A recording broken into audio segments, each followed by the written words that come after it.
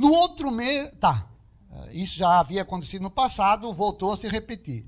Quando a gente convida os enlutados para uma celebração religiosa e que vai falar um médico ou esse mesmo psicólogo sobre o luto, a sala está cheia.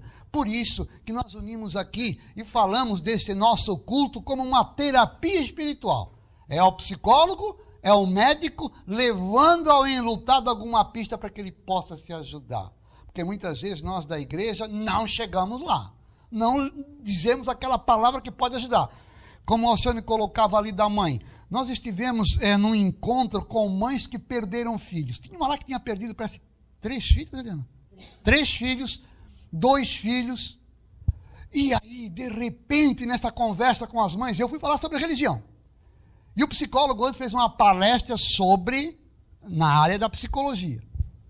O que me chamou a atenção dessas mães depois falando, pessoas que se expressavam muito bem, me veio assim o julgamento, o que eu pude ouvir daquelas mães que poderiam falar de fé, que foram auxiliadas. Poucas falaram de fé, mas quem falou que foram auxiliadas pela fé, mas percebi em todas elas uma declaração assim para nós todos ali, de que nós estamos sozinhos por conta e risco na nossa dor. Porque o marido não substitui o filho perdido. Um filho não substitui.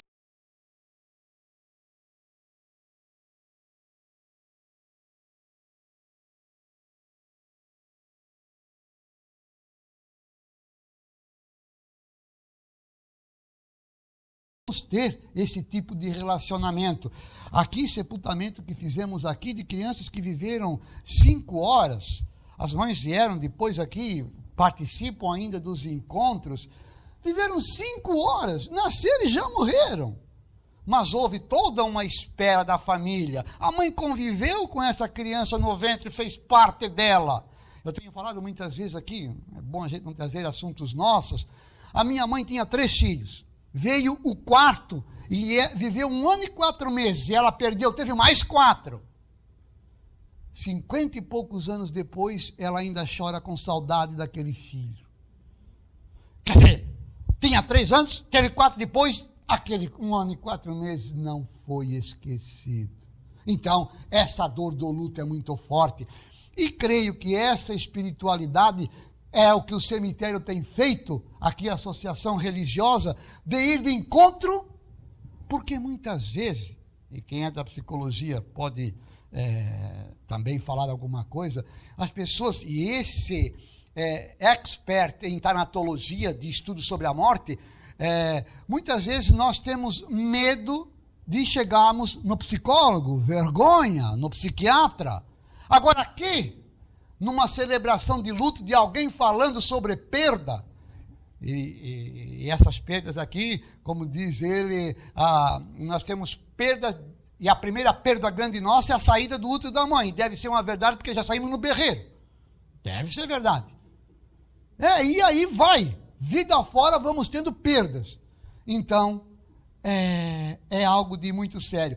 E temos acreditado que essa espiritualidade que estamos oferecendo aqui nesses cultos, essa proposta para o enlutado, porque vem médicos, vem psicólogos, nós da igreja, trabalhamos também, eu ia falar depois disso, o desapego, o perdão pessoal que precisamos nos dar, e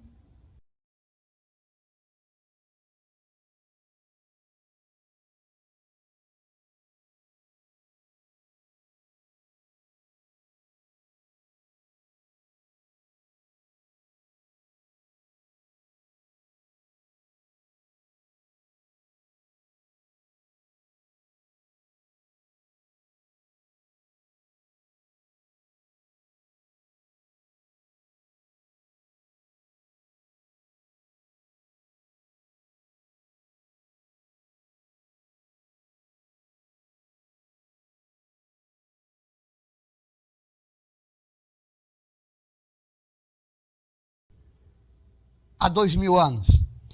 Olha o que São Paulo dizia: realmente não consigo entender o que faço, pois não pratico o que quero, faço o que detesto. Infeliz de mim, quem me libertará deste corpo de morte? Nós não nos controlamos. Quem de nós aqui já não se levantou um dia de manhã, hoje eu vou fazer as pazes com aquele chato lá do escritório, lá da empresa? Hoje, por mais que o meu patrão vier atentado, eu vou me segurar. Hoje eu faço essa promessa para mim mesmo. Hoje eu vou. E a primeira coisa que nos acontece é a gente extrapolar. O cara nem quase fez nada, só não nos cumprimentou e já deu. Já deu. Então, São Paulo diz assim: meu Deus, o que é isso? Que infeliz homem eu sou, que mesmo fazendo alguma coisa faço diferente daquilo que pretendo. E aí eu queria recitar uns versinhos de Fernando Pessoa, grande poeta da língua portuguesa. Ele dizia assim: São Paulo lá há 2000 anos. Fernando Pessoa, 2000 anos depois, dizia a mesma coisa em outras palavras. Para onde vai a minha vida e quem a leva? Porque faço sempre o que eu não queria. Que destino contínuo se passa em mim na treva, que parte de mim que eu desconheço é que me guia. Não me compreendo nem no que compreendendo faço. Não atinjo ao fim o que eu faço pensando num fim. É diferente do prazer ou dor que abraço. Passo, mas comigo não passa um ser que há em mim. Quem sou eu, Senhor, na tua treva e no teu fumo? Além da minha vida, que outra alma há na minha? Além da minha alma, que outra alma há na minha? Por que me destes o sentimento de um rumo? Se o rumo que eu busco, não busco, se em mim nada caminha. Muitas vezes nós temos isso conosco. Meu Deus, por que eu não chego lá? Por que não acontece isso comigo? Nós não nos compreendemos. O Leonardo Boff conta uma história assim interessante, que perguntaram ao Dalai Lama, aquele líder do Tibete, do budismo, assim: o que mais te surpreende na humanidade? Também chamam ele de santidade. Ele respondeu assim: o que mais me impressiona na humanidade são os homens, porque perdem a saúde para juntar dinheiro, depois perdem dinheiro para recuperar a saúde, e por pensarem ansiosamente no futuro, esquecem o presente de tal forma que acabam por não viver nem o presente e nem o futuro, e vivem como se nunca fossem morrer e morrem como se nunca tivessem vivido. É assustador. E aí a gente, e olha, quantas vezes já falei isso em encontros de 300, 400 pessoas, e via, parece que as 400 pessoas falando assim: é isso aí mesmo. É essa coisa.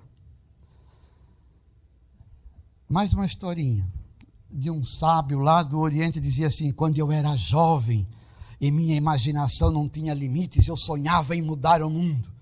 Quando eu fiquei mais velho e mais sábio, descobri que o mundo não mudaria. Então eu restringi um pouco minhas ambições e resolvi mudar apenas os meus pais. Apenas o meu país. Mas o país também me parecia imutável. Hoje, no ocaso da vida, em uma última desesperada tentativa, eu quis mudar a minha família. Mas eles não se interessavam nem um pouco, dizendo que eu sempre repetia os mesmos erros. Eu copiava, por quê? E atrás da minha conversa, por quê?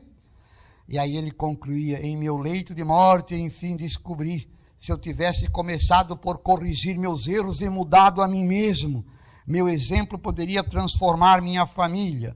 O exemplo da minha família talvez contagiasse a vizinhança, e assim eu teria sido capaz de melhorar meu bairro, minha cidade, meu país, quem sabe transformar o mundo. As coisas começam em nós. Também a espiritualidade, também uma visão de Deus, também uma religiosidade na espiritualidade.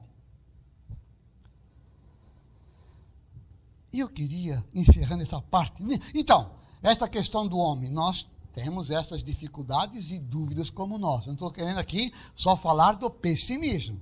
É claro que nós nos temos em boa conta. Diz a Sagrada Escritura que nós somos templos do Espírito de Deus. A Bíblia começa com o livro do Gênesis, dizendo que nós somos feitos à imagem e semelhança de Deus. Olha só, a senhora colocou. A Bíblia é a verdade. Nós somos feitos à imagem e semelhança de Deus. E olha as dificuldades que nós encontramos conosco mesmo. E eu queria concluir essa parte do homem lembrando o professor Mário Sérgio Cortella. Ele é filósofo, teólogo, professor da Universidade de São Paulo, foi secretário da Educação do Estado de São Paulo. Olha só o que ele diz. O que é o ser humano? E muitas vezes nós temos umas pretensões aí um tanto quanto assustadoras sobre a nossa importância. E olha só o que ele nos coloca assim. Diz ele que Aristóteles, no século IV a.C., disse o Aristóteles, no século IV a.C., que o homem é um animal racional. Usamos isso até hoje. Fernando Pessoa tem outra definição. Esse Fernando Pessoa que eu falava daquele verso lá. Diz ele assim, Fernando Pessoa, poeta muito ilustre aqui de Portugal, já falecido.